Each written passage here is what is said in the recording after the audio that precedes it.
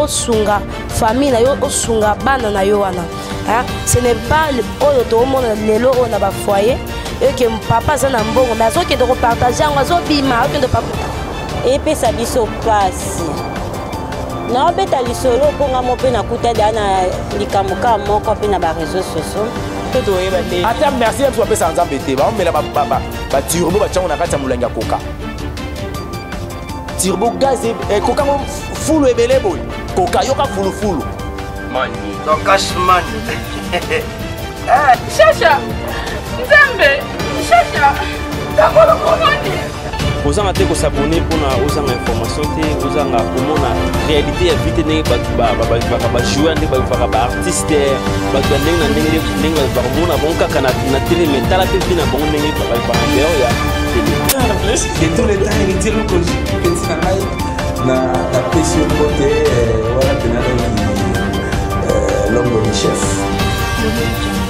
Bonjour bafan na biso lelo to elibino lisusu elongi moko ya sika ona bomona te aza awa pembeli nanga bana kin baza pressé à découvrir. Je suis avec le frère Kani Manianga. Je suis avec lui ici na habité soko ko pesa bana kin mbote. Frère Kani, bonjour. Bonjour maman Rose. Bonne santé. Santé ça bien, na s'appelle comment on. OK, merci. Il s'appelle le frère Kani. Donc bana kin pe ba s'appelle comment na makasi to habité so elbiso nouvelle nini ya malamu. Na moni on équipe mobimba na habité na mi tuna frère Kani elbiso lisusu nini na kati ya sika. Équipe Obomoni eza équipe ya bana nzambe. Ba jeune moko ba sangana juste pour la gloire de Dieu ba ndima kopé sa jeunesse na bango pa nzambe ko salela nzambe ne équipe oyo moni eza awa eye na plateau na yo lelo mama. OK, équipe oyo bazo sangana pona lokumu nzambe wa na sepeli makasi parce que je vis les jeunes parmi vous oyo bo assumer responsabilité on a ko salela nzambe parce que les gens ba jeunes bazo ça du n'importe quoi frère Kani. On bazo ça vraiment du n'importe quoi mabino bo poussa ni pembe nzambe pona lokumu na yedo wow. Ezelo moya bien makasi. Frère Kani ngine ba carrière na yo carrière musicale. Frère Kani azanani frère Kani sala kanini frère Kani donc présente-toi bana kin baye bayo et ça rappelle bien makasi. Merci beaucoup. Premièrement frère Kani aza mwana nzambe abotami na famille moko chrétien na famille moko oyebi nzambe et batali sanga makasi nzela ya nzambe nzela o nazo continuer tilelo. Et frère Kani aza un musicien, un chrétien musicien. Je ne suis pas un musicien chrétien parce que je viens d'être chrétien avant nazala musicien. Je suis un chrétien musicien. Oyo azala rana musala ya nzambe. Et frère Kani ayemba rapona lokumu ya nzambe pona lokumu ya mokilité. OK, merci beaucoup. Frère Kani ayemba kapona lokumu nzambe bana kini boyoki Frère Kani ayemba kapona lokumu nzambe donc eza vraiment le comment on a sepeli makasi pas na yo. Aux frères, aux jeunes, on peut aussi du n'importe quoi comme bâtonnier mais au mi pesi vraiment discipline mo boé on le bossa et l'anzambe frère Kani na ye bobanda musique na yo wapi pe oza wapi pour le moment yebisanga na na banda musique nanga na kati église pentecôtiste de la restauration. Merci beaucoup premièrement pour la parole. Côté na bandi na simbi micro pour la toute première fois. Et ça na église pentecôtiste de la restauration côté Libota Mobimba. Et ça qui go sambela. Mais plus na prendre la musique dans la famille parce que na botami na famille moko ya kobanda na papa ti na mwana suka toza ba musicien biso nyonso. Et c'est là où j'ai appris la musique de côté na yekoli koyema na yekoli ko salela nzambe musala. Au moins je me souviens par rapport à la carrière musicale na banda koyemba depuis l'âge il y a 6 ans. On a raisonné à banda koyemba déjà na ba chorale. J'étais là na dala koyemba to forma ki chorale moko ya Ekodim, j'ai chanté mais pour ma toute première fois ya ko passer liboso batu c'est lorsque le frère Henri Papa abimisa nzembu ya libanga. Ya libanga et c'était ma première chanson oyo na yemba en plein heure na miso batu na église moko qui contenir plus de 700 membres. Et c'est là où j'ai commencé ma carrière musicale. Il y a se présenter liboso ya batu. C'est depuis ces années-là, si je me souviens bien, c'est les années 2006, 7, 8 comme ça. Je me souviens bien, c'est dans ces années-là, tant 40e Webimi, c'est ma première mélodie de prester devant la masse, devant les grands, devant le pasteur, devant tout le monde. C'est là où j'ai commencé ma carrière. Ok, tu sais pas Makasi frère Kani. Frère Kani, c'est leader. Oui, je suis leader. Donc, c'est leader vraiment il y a groupe dans yo. Il y a groupe dans moko na leader. Ah, leader. Donc bela batu bakoma ka balali balamuki boy bakomi ba leader ba misusu eza ba mpiaka yo vraiment dis-nous vraiment et le koni ne sali yo vraiment que non na âge na yo o assumer ba responsabilité parce que conduire les gens ce n'est pas eza le comment eza facilité hein. Donc yo vraiment assumer on dit vraiment ba responsabilité oyo. Yebisanga non est-ce que kokoka na monde ngo ya aroye na monde ngo kuti de ba Henri papa au kuti déjà batondenge na ndenge na monde ngo ya pe o s'imposer yebisa biso non to yeba non vraiment frère Kani. Premièrement, merci beaucoup pour la question posée. Sûrement, j'ai trouvé le grand dans monde d'Ango. Il y a les Henri papa, le papa Henri qui est là, papa Henri là, Zana Sen, le pasteur Atoms, le pasteur Moïse Mbiye, le berger Yannick, Obazawana, le frère Fiston Bouy Bazawana, et ce n'est pas facile de venir et c'est imposé directement, et ça facilité. Mais au moins, il y a une question opposée, c'est peut-être ma casse. Il y a des choses qui sont groupe, mais personnellement, il y a le cas de Panangaï. Oui, oui. Le cas de Panangaï, parce qu'une émission, tu n'as pas de genre nyonso. Vous comprenez? Vous vraiment, il y a l'amour qui a l'ali, il faut que un leader, on a besoin de ndou pour gagner là. Hein? On a posé question pour que tu aies merci beaucoup. Question est sexy. Merci. Ce qui est à la queue dépendre de Mbongo, mais à mon âge, je n'ai assumé responsabilité au Tena Kokate. Parce que dans la dimension de Mbongo, nous avons vraiment Mbongo. Pour dire la vérité, nous avons vraiment Mbongo. Ou soit la production, vraiment, il y a ma casse, qui est Mbongo. Premièrement, je peux dire que c'est la grâce de Dieu qui est sur nous, des responsables sur tout ça la Babiloko. D'ailleurs, je n'ai pas commencé le groupe directement dans l'ali, dans l'amour qui n'a pas de groupe, non. Une fois, je me souviens, après ça, une recommandation d'église, j'étais trop petit. Là, j'étais encore en deuxième secondaire. On a côté prière. Lorsqu'on a côté prière, je terminais à prier. La prophétesse, je m'y mets de notre église, la restauration, l'église où j'étais auparavant. À Sololi, il charge, il y aura plusieurs personnes derrière moi et Sengelina Kamba. Toute une génération au fond de Kamba. Et tant on a soit qui message, premièrement, na banda qui kokamana nous groupe, il y a chorale, il y a Ekodim. C'est là on a soit qui groupe, charge, il y a groupe, il y a chorale, il y a Ekodim. J'ai encadré même bateau qui prise à jouer Kengai na groupe wana et Zabisika on a bandi Kamba. Et sûrement faire asseoir les gens boyer, ça facilité. Parce que lorsque je cherchais à essayer pour Nambala Liboso et Simbate, groupe Koufi, je sais pour la deuxième fois et Simbité. Mais la troisième fois, lorsque je suis allé prier, j'ai eu le temps de prier pendant 3 jours, donc j'ai eu le temps de prier sérieusement pendant 3 jours. Et lorsque j'ai commencé encore, ce n'était pas facile. Jusqu'à aujourd'hui, pour arriver ici, ce n'était pas facile. Donc j'ai eu à lutter avec Dieu. J'ai eu vraiment à lutter avec Dieu pour arriver ici, là où je suis. Au moins, c'est quelque chose que l'Éternel a donné. Et comme il est écrit, c'est lui qui a commencé avec vous, cette œuvre la rendra parfaite. Donc l'Éternel qui a commencé avec moi, a assumé ma responsabilité. Parce que la force n'a rien à quitter. Je suis tellement faible d'encadrer les gens comme ça. Effectivement, tellement c'est un groupe où ils ont contenu plus de 30 personnes.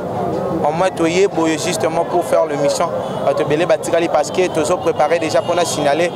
Nous avons un clip d'ici là. Bientôt là, le samedi prochain, je suis sûr le samedi, il y a les 6. Nous avons déjà un tournage à clip. Lorsque le clip est aussi là, dans la même chaîne, dans la même émission, pour présenter le clip où il faut, clip où il faut déjà d'ici là. Frère Kani, tongi peto yeba groupe na yo kombo nango nini? Bana kin bazana posa ba yeba groupe frère Kani kombo nango nini? Kombo onzamba pesa biso. Onzambe otomi pesa ti oto raisonnate na makanisi na biso. Kombo onzamba pesa eza groupe Lumière du Salut. Lumière du Salut, c'est juste toi après Jakango Lusa. Lusa qui veut dire le groupe Lumière du Salut. C'est ça le nom du groupe. Ok, vraiment, na sepeli makasi, na courage na yo premièrement, que Dieu te bénisse. Na sepeli vraiment makasi parce que au milieu na sentiment na yo te. Parce que ça bela batu baya na sentiment na bango basuka na nzela. Et donc sepeli singe pas frère Kani, Nzambe nda lobeli yo ki mungongo Nzambe, yango akoti na service na ye. C'est ça non, pas frère Kani.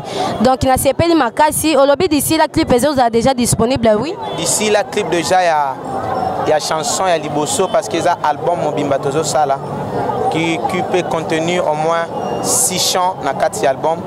Otoza ko se préparer, il y a tellement de mélodies au Tozo Sala.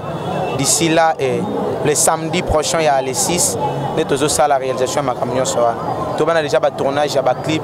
Je suis sûr même ba photo ya tournage et ko kiko leka na même chaîne oyo to lekeli aw. On a battu à la satisfait. Ok, merci. On a salué pasteur Henri Manianga ici Kazali. Bambo Tebele, Nzamba Pambolo, papa Nabiso, encadreur Nabiso. Donc, frère Kani, Toningyo Sali Nabiso, moi, a capé la mort, Banakin Bayo Capé, le Yembongo, Meme Biso, Banakin Bayo, Kango, vraiment, au Sali Nabiso, moi, a capé la mort, il y a bien. Toyo Kango, Yanzem Bongo, non, il y a clip pour nous, ça là.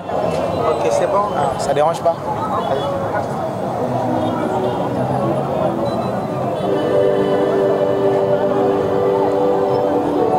Seulement les fonds, hein.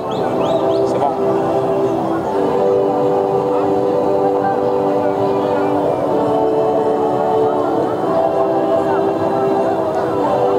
Chama, chama, chama. Oh, oh, oh. Chama, chama, chama. Oh, nana. Chama, chama, chama. Oh, oh, oh. Chama, chama, chama. Motema ne malamwe. Ami komisili sumu Yesu. Pongana yotobika. Pongana yotobika. Motema ne malamu. Ami komisili sumu Yesu. Pongana yotobika. Pongana yotobika. Nalobi motema ne malamu. Ami komisili sumu Yesu. Pongana yotobika. Pongana yotobika motema ne malamwe.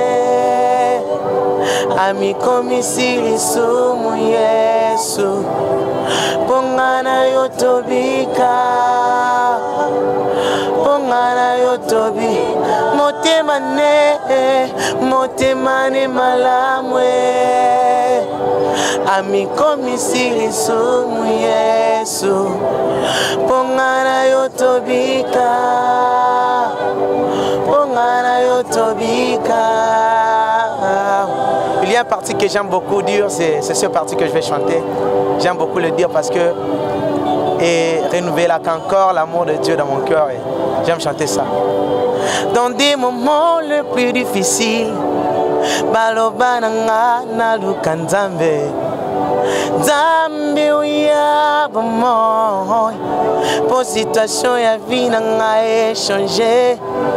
Na lukaye na kata kotonga. Moyibi na masumu. Nakata boîte de nuit. Mokonzi nangamo nanite. Talara kata lilita. Mosantu nangamo nanite. Yewana kopumba. Akopumba likolo. Kozonge patata na ye. Kunana lola. Lokumwe zongela ye. Mosantu yaba santu. Nalukie nakatia kunao. Nalukie nakatia kunao. Azate nakuta nakutani na bonjeba lobi na ngai asekwae nakutani na bonjeba lobi na ngai asekwae etindinga nabenga yo mosantu abotama mosantu akola mosantu asekwa mosantu nabenga ko mosantu yaya mosantu. Ah vraiment merci, ah vraiment en tout cas nayoki vraiment frère Kani yo mto composant tembo. Ouais. Ah wow. Ça na source inspiration mon corps côté na série source tellement parce que na yambi nzembo oyo et pas nzambe lorsque je priais je sentais seulement qu'il y a luki na kata kundazate na kutani na banche lobi na kase quoi yango et pousser na benge mo santo. Donc c'est lorsque je priais que l'Éternel m'a donné cette mélodie. La mélodie au deuxième doigt et outité na mutu na ngara bandio calculer nzembo non et yenga lorsque je priais. C'est là où au moins na joie d'inspiration nyo sur banzem na sala. En tout cas, Dieu est bon vraiment. Nayoki vraiment le tombeau est vide. Nayoki en tout cas Nzambazaka malam. Frère Kani, merci beaucoup ndoleki na plateau na biso. To sepeli makasi et tozo la clip ndolobi à bientôt là. Et ça date bientôt et Jésus revient bientôt hein. Non, je suis sûr dans 2 ou 3 semaines le clip est déjà disponible pour nous. Et je suis sûr je préfère même lancer la liboso na chaîne Oyo. La chaîne Oyo il y a liboso justement lorsqu'on termine et vous allez lancer mbalamor. Ok, Banakin, Boyoki frère Kani, Boyoki est dans l'Oyembo, Boyoki quand même moi avant Gouana. Boyoki Ngamoro Koutou na se retrouvé, le tombeau est vide, na se retrouvé tellement makasi. Que Dieu vous bénisse. Ndamba pambola bino nyonso, bato baye ko accompagner bino. Frère Kani soki siko Banakin bangi babenga yo bako zondenge ni mo ba soutien, bato ko soutenir yo, ba appel, ba félicitations, ba remarque, ba zona numéro nini yebisa biso non. Numéro eza 081 comme tu nyonso zwanga eza 081 0310 513. Numéro eza 081 0310 513. Même sur WhatsApp, partout, numéro na salé la rangoana. On a un numéro yanga moko personnel, ceux qui me disent nga pas zwanga numéro na yangoana. Ok, merci beaucoup Banakin. Tozaki na frère Kani, toyamba ki e boyoki be explication na nyonso. To mesana toujours ko bengela bino ba invité pour se retrouver Banakin. Na sepeli makasi de gros bisous nzamba pambola bino et si nyonso bozali, bo continuer toujours ko landa chaîne na biso, to memela bino toujours makambo sika na makambo bien. Que Dieu vous bénisse. Bye.